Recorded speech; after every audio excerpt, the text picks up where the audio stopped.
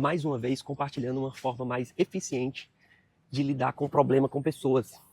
Empresário, e aqui o empresário do ramo de locação de equipamentos tem 9 funcionários, mas dentro desses 9 funcionários ele tem 4 funcionários que são mecânicos, são profissionais do nível técnico.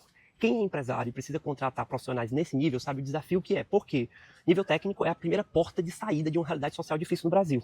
Então, muitos desses profissionais, eles não tiveram oportunidade de educação, eles tiveram uma realidade difícil. Então, eles chegam, inclusive, nesse nível sem uma formação específica. Eles vão aprendendo no braço.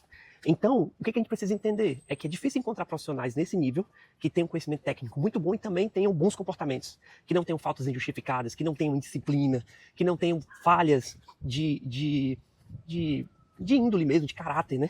Então, é muito importante a gente entender isso, porque essas pessoas não tiveram oportunidade. Então, eu vou viver esse desafio. Quem é empresário sabe que é desafiante. Aí como é que você resolve, Caio? Ponto número 1, você aperta um pouco mais no processo seletivo.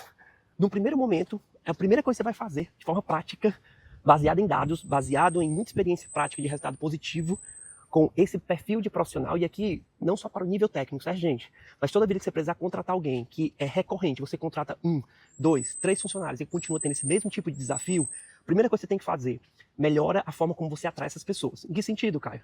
É importante que primeiro você faça testes práticos para entender tecnicamente se aquela pessoa é boa ou não. Nem que seja um teste de 1 hora, para você olhar ela trabalhando, olhar minimamente se ela tem ali organização, se ela tem firmeza, se ela demonstra que ela conhece o que ela está fazendo. Esse é o primeiro passo.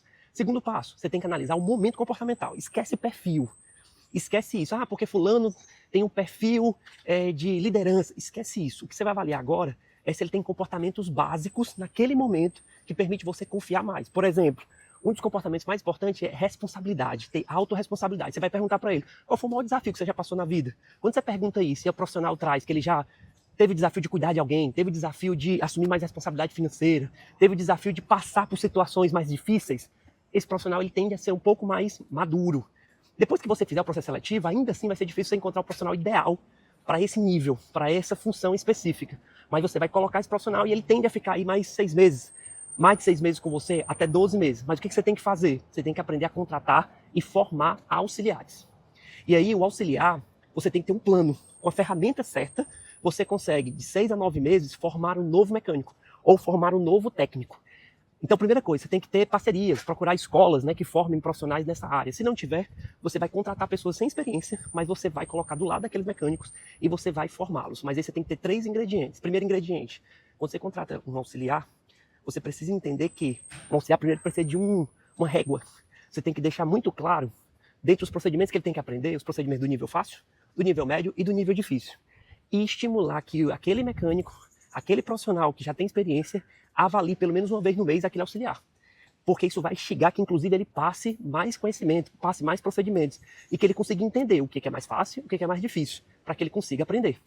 Depois que você fizer esse processo, que você conseguir fazer esse processo, que é essa régua, o próximo passo que é você mesmo fazer um roteiro, onde você vai apontar os comportamentos que aquele auxiliar tem positivamente. E o que ele tem negativamente, de acordo com a sua cultura.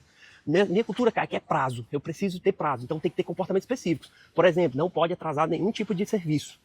É importantíssimo focar nisso. E aí você vai tocar nessa tecla. Uma vez no mês você também vai chamar a atenção dele em relação a isso. E terceiro ponto, você tem que ter muito claramente níveis de reconhecimento.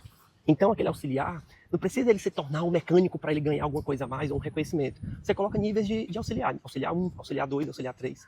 E isso é muito importante para você conseguir ter uma evolução, conseguir avançar em relação a essa dificuldade. E aí você vai conseguir ter uma outra perspectiva. Você vai ter profissionais de nível de qualidade muito maior. Eu tive casos de empresários que eu pude ajudar, que toda a equipe dele, de mecânico, passou a ser auxiliares que foram contratados e com 8, 9 meses se transformaram em mecânicos. Então é muito importante você entender se você está nesse momento. Se você quer aprender como formar um time com senso de dono, que bata meta, sem que você precise cobrar todos os dias, e faça isso em até 3 meses, então curte esse vídeo, compartilhe esse vídeo com outros empresários e com outros gestores que estão na mesma realidade que você. Eu sou o Caio, eu sou o RH dos empresários, eu vou te ensinar a chegar nesse resultado, tá bom? Tamo junto e até a próxima.